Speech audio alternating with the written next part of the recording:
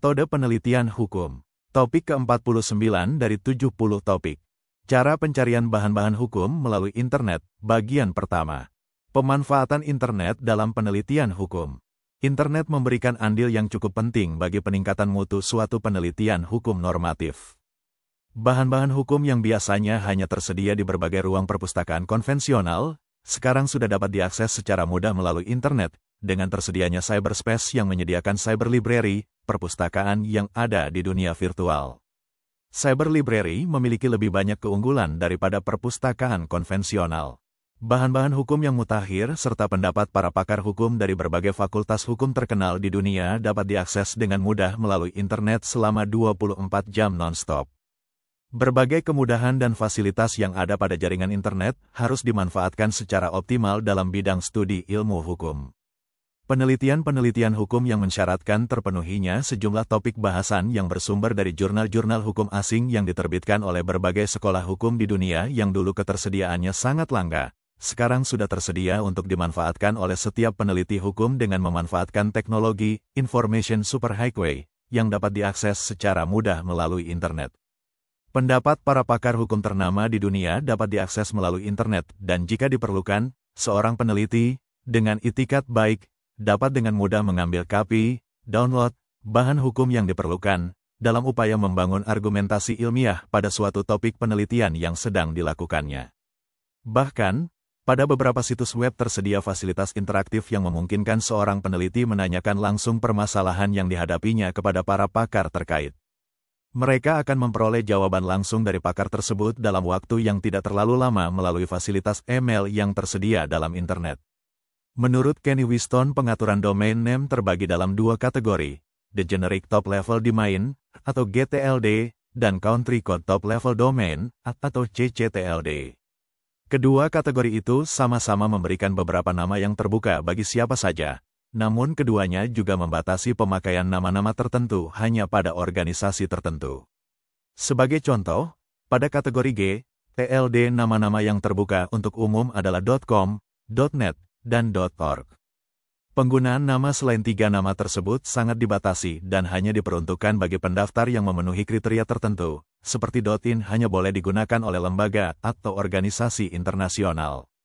Contoh lain .edu hanya boleh digunakan oleh perguruan tinggi, atau college, atau universitas yang meluluskan mahasiswanya dalam kurikulum 4 tahun, sedangkan .gov hanya dibatasi pemakaiannya pada lembaga-lembaga atau departemen pemerintahan, dan .mil hanya boleh digunakan oleh militer. Kategori C, TLD biasanya menggunakan dua huruf yang diambil dari ISO 3166, International Organization for Standardization. Sebagai contoh, AN, Australia, H, R, Brasilia, K, Kanada, FR, France, JP, Jepang, dan seterusnya. Di Amerika Serikat, penamaan situs internet di bawah CCTLD sudah diatur sebagai berikut, .com digunakan oleh pengguna bisnis dan komersial.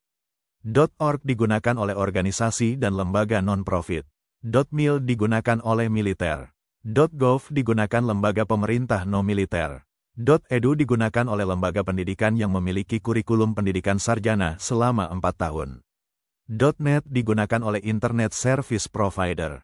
Di Indonesia, registrasi domain name ditangani oleh Indonesian Network Information Center, IDNIC, yaitu suatu lembaga registrasi yang pengaturan domain name di bawah CCTLD. Pengaturan penamaan yang diterapkan di Indonesia antara lain adalah sebagai berikut, .ac, IT untuk pendidikan, .go, IT untuk lembaga pemerintah, .co.id untuk pengguna komersial, .or, IT untuk organisasi, .net, IT untuk Internet Service Provider, .mil, net untuk militer, .web, IT untuk situs web. Dalam penjelajahan ilmiah melalui internet, World Wide Web, WWW, menyediakan berbagai fasilitas seperti electric mail, email, telnet, file transfer protocol, GoPer, dan lain-lain. Dengan menggunakan Netscape atau Internet Explorer, seorang peneliti akan mampu menjelajahi berbagai sumber bahan hukum dan jurnal-jurnal ilmiah hukum yang diterbitkan oleh berbagai sekolah hukum atau law school terkenal di dunia, sekaligus dapat mengunjungi berbagai situs perpustakaan pilihan. Hal ini dimungkinkan karena salah satu unsur penting WWW adalah menggunakan HTML, Hypertext Markup Language. Hypertext adalah serangkaian data yang menghubungkan dengan berbagai dokumen lain yang tersedia dalam jaringan WWW. Seperti telah diutarakan sebelumnya bahwa berbagai kemudahan tersebut harus dimanfaatkan oleh setiap peneliti hukum dalam rangka meningkatkan kemampuan ilmiah sumber daya hukum di Indonesia dalam menghadapi arus globalisasi. Sumber-sumber bahan hukum yang dapat diakses melalui internet. Mengakses informasi melalui internet merupakan pengalaman yang sangat menyenangkan, namun tidak jarang juga membuat seorang peneliti menjadi frustasi.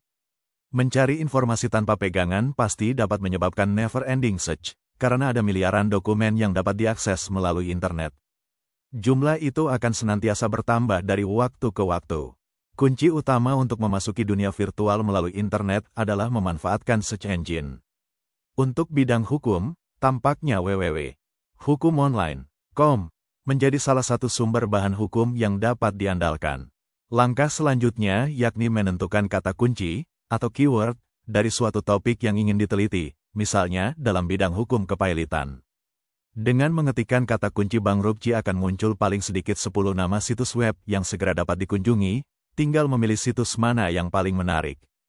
Kata kunci berbagai bidang minat dalam studi ilmu hukum seperti environment law, business law, corporate law, international law, comparative law dan lain-lain dengan mudah dapat ditelusuri dan diakses melalui internet. Itulah materi topik ke-48 metode penelitian hukum untuk membantu pemahaman mahasiswa perguruan tinggi manapun di Indonesia dan masyarakat umum. Ratusan video tutorial ilmu hukum, ilmu pemerintahan, ilmu komunikasi, ilmu manajemen, ilmu administrasi dan lainnya disajikan di channel ini. Tutorial dituturkan dan disubtitelkan agar dapat ditonton, dibaca sambil didengarkan. Jangan khawatir jika tidak langsung paham. Untuk pemahaman yang lebih baik, putar dan dengarkan tutorial berulang-ulang. Subscribe dan like, agar Anda mendapatkan update tutorial lainnya. Bagikan link video ini agar teman-teman juga mendapatkan manfaat channel ini.